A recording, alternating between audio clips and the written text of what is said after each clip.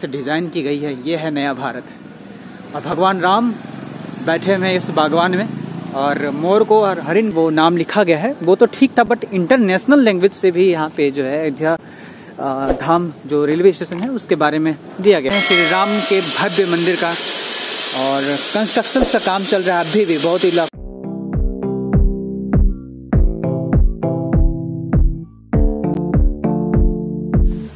जय श्री राम गाइस। ठंड बहुत बढ़ गई है इस वक्त में अयोध्या में और मुझे यहाँ से आज निकलना था बाय ट्रेन, बट मेरे लिए बहुत मुश्किल हो गई कि ट्रेन यहाँ से जो है वो डाइवर्ट कर दी गई है और मुझे यहाँ से ट्रेन मिलेगी नहीं।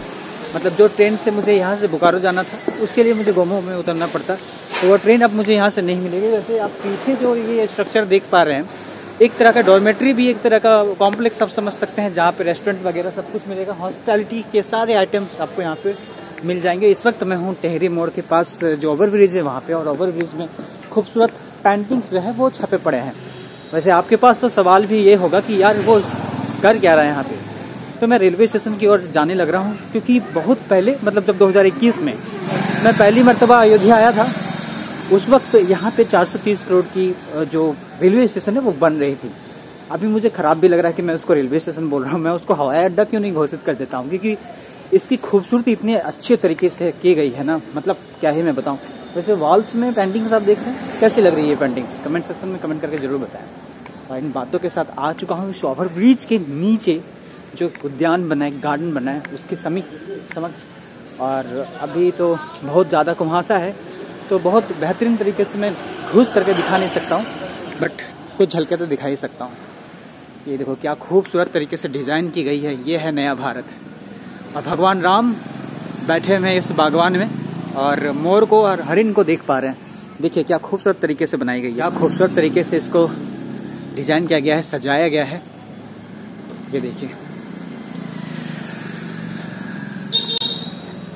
वैसे मैं रेलवे स्टेशन की ओर जा रहा हूँ और उसके पूर्व मुझे एक बोर्ड देखने के लिए मिला, जिस बोर्ड में ट्रेनों से संबंधित चीज़ें जो हैं वो बताई गई है। मैं ऐसे कैमरा जो है घुमा रहा हूँ, आप इसको पढ़ें और उसके बाद उसको रोक करके भी देखें कि ट्रेनें जो है उसकी कौन कौन सी ट्रेनें होंगी, कहाँ कहाँ से होंगी, वो सारे जो है वो नाम लिखे गए हैं। नरेंद्र मोदी जी के द्वारा जो ये उद्घाटन किया गया, और वंदे भारत और इसके साथ साथ 6 वंदे भारत और 2 अमृत भारत जो ट्रेन है वो भी चलेंगी। इसके साथ साथ इस जगह से स्टार्ट हो जाती है रेलवे स्टेशन जाने के रास्ते हैं, और कुछ एक बहुत बड़ा आप महल नुमा गेट देख पा रहे होंगे। अयोध्या धाम यहाँ काफ़ी लैंग्वेजेस से जो है वो नाम लिखा गया है। वो तो ठीक था बट इंटरनेशनल लैंग्वेज से भी यहाँ पे जो है अयोध्या धाम जो रेलवे स्टेशन है उसके बारे में दिया गया है। अयोध्या धाम जंक्शन इंग्लिश में, उसके बाद फिर चाइनीज़ लैंग्वेज आप देख रहे हैं, फिर अरेबियन, फिर से इंग्लिश जो कि इंटरनेशनल लैंग्वेज है, उसके बाद फिर आपको रशियन लैंग्वेज देखने के लिए मिल रहा है। और ये लास्ट वाला जो है ये आप पे छोड़ता हूँ कि ये कौन से देश की लैंग्वेज है। चलिए, मैं तो वैसे जानता हूँ पर मैं बताने वाला नहीं।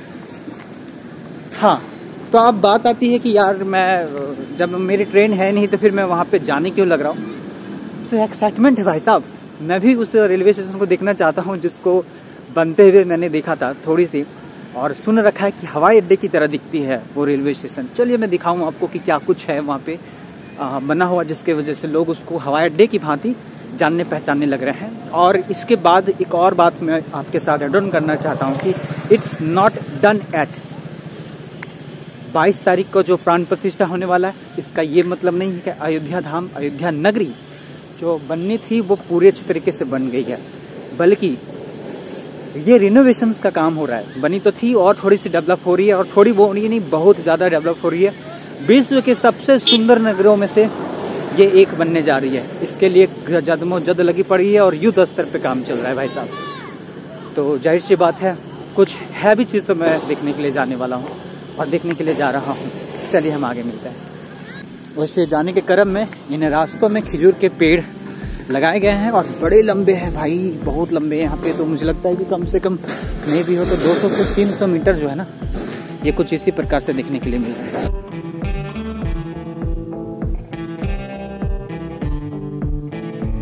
दोस्तों ये जो स्ट्रीट लाइट है ना उस पर थोड़ा सा ध्यान दीजिए आप, बिल्कुल धनुष की भांति दिख रही है और क्या खूबसूरत लग रहा है। मतलब थीम इसकी देखिए, इस थीम को किस प्रकार से सजाया गया है। इसके पूर्व मैं जब रामपथ राजपथ को देखने के लिए निकला हुआ था, मतलब जब मैं उधर से ही आ रहा था, भाई साहब नगर को कुछ इस प्रकार से बनाया गया है कि सपोज कीजिए कि यहाँ पे राजधर्म चल रहा है और उसमें भगवान रामचंद्र जी जो है वो राजा हैं और वो महल है, और अगर वो अयोध्या आ रहे हैं तो उस महल को कैसे सजनी चाहिए, दुल्हन की तरह, बिल्कुल दुल्हन की तरह सज रही है।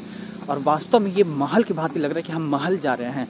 कुछ इस प्रकार से रास्तों को डिजाइन किया गया है, ऐसे तीर धनुष के तरीकों से लाइट की गई है। और मैंने एक ब्लॉग में आपको दिखाया था कि दीवालों में पेंटिंग्स की गई है बिल्कुल एक प्रकार की, दुकानें सारे बनाए गए हैं बिल्कुल एक प्रकार के, उनके होल्डिंग्स, उनके जो बैनर्स हैं, उन बैनर्स को, दुकान वाले बैनर्स बोर्ड जो है उसको बिल्कुल तैयार किया गया है एक प्रकार की। तो ये देख करके बहुत आश्चर्यचकित हूं मैं।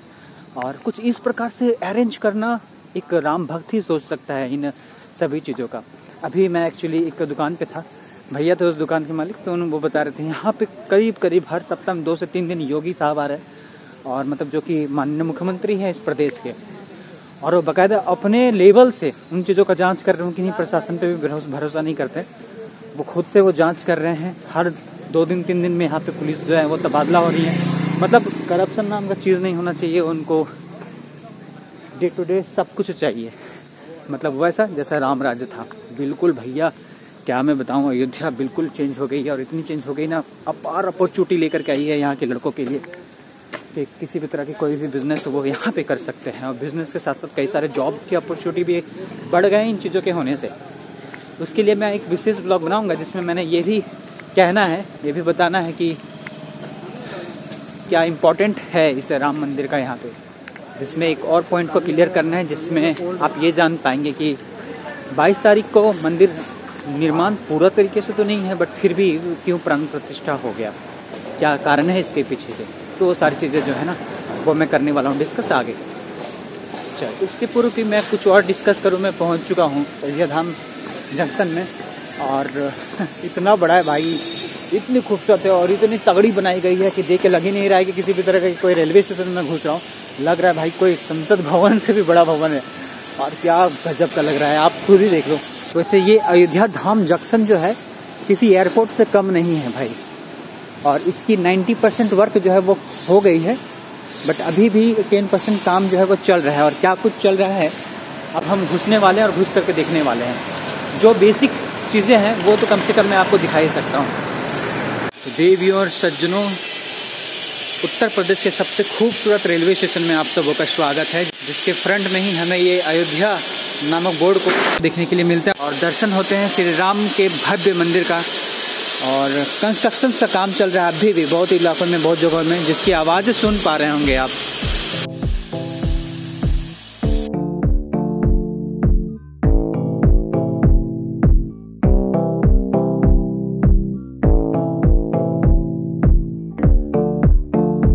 इन इलाकों में कुछ कार्डबोर्ड्स के मदद से मंदिर का प्रारूप जो है वो बनाया जा रहा है, कुछ डिजाइन से इस प्रकार से। इस गिलहरी को भी आप देख पा रहे होंगे मिडिल पॉइंट पे। गिलहरी से मैं आपको बताना चाहता हूँ कि जब राम भगवान जो है वो पुल का निर्माण कर रहे थे लंका जाने के लिए साउथ से, तो उस जगह पे एक गिलहरी भी चुन चुन के कुछ पत्थर, कुछ जो बालू है, धूल है, उसको डाल रही थी। तो आखिर इसको कैसे भूला जा सकता है, जबकि वो भी भगवान राम की भक्त थी। तो इस गिलहरी का सबसे ऊंचा स्थान मिला है इसको अयोध्या के खूबसूरत से जंक्शंस में, रेलवे जंक्शंस में। मैं तो इसको अब रेलवे जंक्शन नहीं बोलने जा रहा, पता नहीं आप क्या बोलोगे, बट मैं इसको बोलने वाला हूँ हवाई अड्डा, क्योंकि इतनी खूबसूरत तरीके से बनाई गई है। भैया लोग जो है वो दिन रात मेहनत कर रहे हैं भाई साहब इस खूबसूरत से ब्रॉड रेलवे स्टेशन को बनाने में। इसके साथ में आपको कुछ बोर्ड लगे हुए दिखाना चाहता हूँ कुछ इस प्रकार से, इसमें से आप सब कुछ देख पाएंगे, सामान घर, clock room, lift, drinking water, toilets, सब कहाँ पे क्या क्या चीज़ें हैं। एक जनरल रेलवे स्टेशन के भांति आप यहाँ पे अनारक्षित रिजर्वेशन टिकट काउंटर्स, ये सारी चीज़ें भी आप देख सकते हैं यहाँ पे। ट्रेन्स जितने भी हैं वो ट्रेन यहाँ पे देखे जा सकते हैं कुछ इस प्रकार से, और मतलब उनके समय सारणी जो है वो दी गई है इस वक्त कुछ इस प्रकार से मैं आपके साथ शेयर कर पा रहा हूँ। ये इस वक्त आप इस जगह पे सीढ़ियाँ देख पा रहे होंगे, इसको हम अपने कॉमन शब्द में लिफ्ट कहते हैं। लिफ्ट के माध्यम से आप ऊपर चढ़ने वाले बड़े बड़े 2 ऊपर पंखे लगे हुए हैं। वेटिंग करने के लिए लोगों के लिए जो है जनरली सीढ़ियाँ यहाँ पे, वेटिंग करने वालों के लिए जनरली यहाँ पे कुर्सियाँ लगाई गई हैं। जहाँ पे आप वेटिंग कर सकते हैं। बिल्कुल एयरपोर्ट के लुक में ये सारे जो चीज़ें हैं ना वो हमारे सामने प्रत्यक्ष रूप से जो है तैयार की गई। इसके बाद जब हम यहाँ से निकलते हैं, निकलने के रास्तों को भी अगर आप देखेंगे आपको लगेगा ही नहीं कि यार रेलवे स्टेशन से निकल रहे हैं। कुछ इस प्रकार से gate number 5, gate number 6, gate number 7 मेरे सामने, मेरे पीछे गेट नंबर 7 दिख रही है, कुछ इस प्रकार से दिखती है। बट उसके पहले है जो मेरे फ्रंट फेस पे है वो मैं दिखाऊँ आपको, गेट नंबर 14 इसके साथ साथ आप ये देखो फर्स्ट एड रूम। भाई साहब फर्स्ट एड रूम के पास एकदम एक बेड लगी पड़ी है, एकदम सारी सुविधाएं जैसे लग रही कि मैं हॉस्पिटल में हूँ, कुछ इस प्रकार से दिखती है। और शिशु देखभाल के लिए भी अलग से है, पेयजल के लिए भी अलग से एक कॉर्नर की तरह। लास्ट टाइम मैं एयरपोर्ट इंटर करा था हवाई अड्डा दमदम, वहाँ पे मैंने ऐसी सुविधाएं देखी थी। और वैसी सुविधाओं के बाद ये पहली मेरे जीवन में रेलवे स्टेशन है जिसको मैं इतनी सुविधाओं से लेस देख रहा हूँ मैं। चलिए कुछ और भी चीज़ें दिखाता हूँ। दूसरे वाले क्षेत्र में भी कुछ इस प्रकार से दिखती है, बट अमूमन यहाँ पे मुझे दिख जाती है कैंटीन, फूड प्लाजा, इसके साथ दिख जाता है IRCTC हॉस्पिटैलिटी हब। ऊपर के कॉर्नर की बात करूं तो मुझे रिटायरिंग रूम मतलब विश्राम कक्ष देखने के लिए मिल रही है।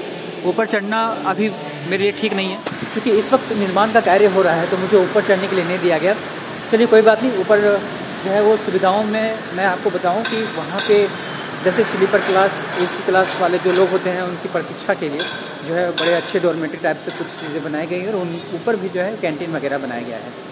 फिलहाल इस वक्त मैं जब ये वीडियो को शूट कर रहा हूँ ये प्राण प्रतिष्ठा का टाइम है, जिसकी वजह से बहुत सारे रेस्ट्रिक्शंस लगी हैं, बट फिर भी मैं बहुत भाग्यशाली समझता हूँ कि मुझे यहाँ पे घुसने के लिए और ब्लॉग्स को शूट करने के लिए मौका मिला। ओवर ब्रिज के बाद उधर भी कुछ कंस्ट्रक्शंस बन रहा है जो कि अभी निर्माणाधीन है, बट बहुत ही जल्द बनेगा। वैसे इन पटरियों में सिर्फ वंदे भारत या सिर्फ अमृत भारत ही नहीं बल्कि बहुत सारे एक्सप्रेस भी चलने वाले हैं। कौन सी ट्रेन आपके जंक्शन से चलती है अयोध्या धाम के लिए वो आप सर्च करने अगर नहीं भी हो तो मुझे लगता है कि हर एक स्टेट से अभी एक वंदे भारत चलवा रही है और बिहार, दिल्ली से 2 अमृत भारत है। बट इसके बावजूद भी बहुत सारे कोलकाता से ऐसे एक्सप्रेसेस भी चल रहे हैं। जिससे मैं आने वाला था वो कोलकाता एक्सप्रेस थी और जम्मू तवी भी इंटर कर रही थी यहाँ से सुबह। खैर अभी तो डाइवर्ट की गई है, बट बहुत जल्द सुचारू रूप से यहाँ से रेल जो कनेक्टिविटी है वो हो जाएगी। और पहले मात्र का स्टेशन था, अब जो है वो जंक्शन हो चुका है, मतलब कई सारी गाड़ियाँ यहाँ से स्पेशली खुलेंगी दूसरे राज्यों के लिए। चलिए अब हम यहाँ से निकलते हैं और जल्द ही मिलते हैं एक नए ब्लॉग के साथ। कमेंट करके बताना मुझे आपको ये हवाई अड्डा जैसा रेलवे जंक्शन कैसा लगा। और हाँ, इस रेलवे स्टेशन की सबसे अच्छी बात कौन सी आपको लगी ये आप मुझे कमेंट सेक्शन में कमेंट करके जरूर बताइएगा। फिलहाल मुझे वो जो पीछे मुकुट दिख रही है वो मुझे बड़ा अच्छा लगा कि भगवान श्री रामचंद्र जी का जो मुकुट है वो वहाँ पे है। इसकी भी एक अपनी गाथा है। जब भगवान रामचंद्र जी 14 वर्ष के लिए वनवास गए थे तो भरत भैया को जो है वो गद्दी संभालने के लिए मौका मिला था, तो उन्होंने राजगद्दी में उसी मुकुट पर रखा हुआ था, इसीलिए उस मुकुट की भांति जो है उस अयोध्या जंक्शन को बनाया गया है। चलिए मिलते हैं जल्द ही एक नए ब्लॉग के साथ, तब तक के लिए खुद का ख्याल रखिएगा, खुश रहिएगा और हाँ आप सबों को जय श्री राम।